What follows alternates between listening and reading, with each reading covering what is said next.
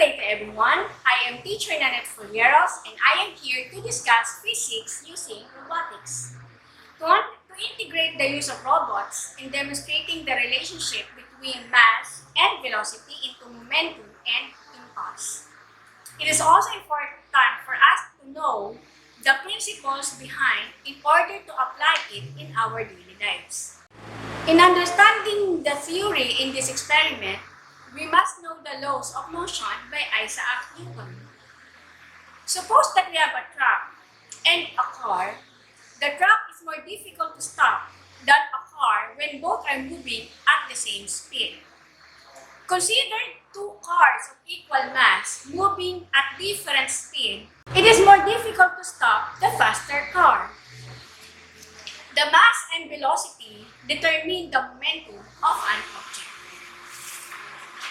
The product of a body's mass and velocity is called momentum. Like velocity and acceleration, momentum is a vector quantity that has the same direction as the velocity of the object. This is the equation for momentum, where P is the momentum of the body, M is the mass of the body, and V is its velocity. Since momentum depends on a body's mass and velocity, examples are a fired bullet has a larger momentum despite its small mass, with its great speed. A bulldozer has a larger momentum even if it's moving slowly because of its large mass, while a sleeping adult elephant has a zero momentum because its velocity is equal to zero. From the definition of momentum, then we can say that the momentum of the object is changing when any of the following quantities changes. The object accelerates. According to Newton's second law of motion, this change in velocity is a result of the action of a net force acting on the object. We can rewrite Newton's second law in terms of the change in momentum. The left side of the equation shows the product of the net force and the time interval over which the force acts. The quantity is called impulse. In other words, the impulse imparted to an object changes the momentum of that object. The equation describes the impulse momentum theorem. The equation is actually another way of representing the Newton's second law of motion. The equation describes the impulse momentum theorem. The equation is actually another way of representing the Newton's second law of motion. The impulse momentum theorem shows the dependence of the impulse on force and time. The relationship among the impulse, the force, and time can explain several phenomena. And the impulse momentum theorem reflects on an inverse relationship between the force and time. Thus, an increase in contact time will reduce the force of impact, resulting in the same impulse.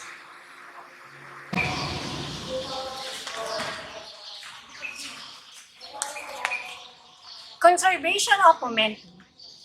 What happens to the individual momenta of the object when they interact?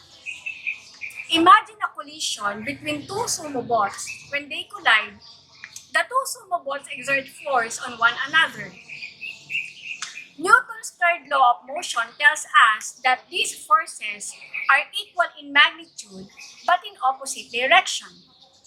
Since the time interval over which these two forces act are the same, the impulse imparted by the players or the sumo ball to one another are equal in magnitude but in oppositely directed.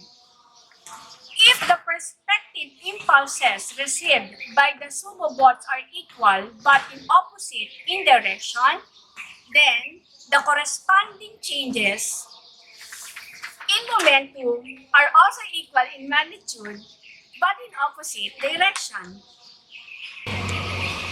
Since there is no change in the system as composed of the two sumo balls, then the total change in momentum of the system is equal to 0. Since there is no change in momentum of the system, then we can say that the momentum is conserved. In physics, a quantity is said to be conserved when it remains constant. In saying that the total momentum of the two sumo bots is conserved, you assume there are no external forces acting on the sumo bot, consistent with the Newton's second law of motion.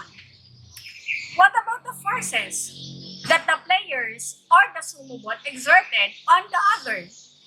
Therefore, the forces they exert on one another are internal forces. Thus, if no external force are present, no change in the total momentum of the system is possible.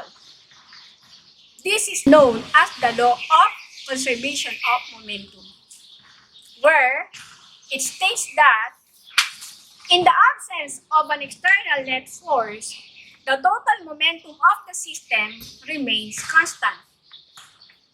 When the bodies interact, their total momentum before the collision is also equal to the total momentum after the collision, where P prime is the momentum of the body after collision. Substituting P prime is equal to mv, then we have where m sub a is the mass of the first body, m sub b is the mass of the second object, v sub a is the velocity of the first object, and v sub b is the velocity of the second object. I hope you learned and enjoyed our lesson for today. Again, I am Teacher Nanette Forneros from Gulag National High School. See you in our next video lesson.